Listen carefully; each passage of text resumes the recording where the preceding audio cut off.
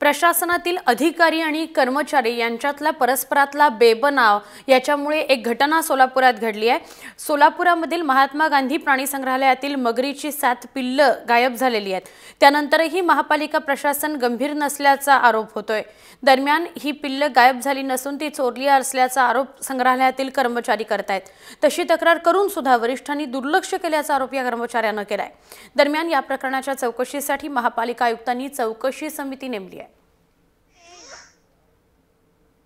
परवा ते 7 मगरी पळवले त्यामध्ये एक परत ते आपण काल बोलले तर नव्हते। दुसरी त्या सांडीमध्ये बसले होते ना, त्या सांडीमध्ये राहिलेले होती ती चोकली ते पहिल्या जागेला त्यांनी बसले होते।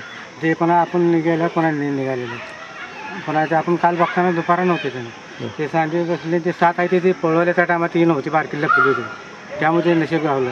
एक त्रिसदस्य समितीची स्थापना केलेली आहे। त्यामध्ये डेप्युटी कमिशनर जे मायकल वार आहेत त्यांना प्रमुख बनवलेले आणि त्याच्यानंतर एक स्टेट गव्हर्नमेंटचे असणारे पशुसंवर्धन विभागाचे आणि महापालिकेच्या उद्यानचे अधीक्षक अशा 3 लोकांनी चौकशी करून 1 महिन्यामध्ये मला अहवाल द्यायचा आहे। जी काही वस्तुस्थिती ते नमूद करायची आहे।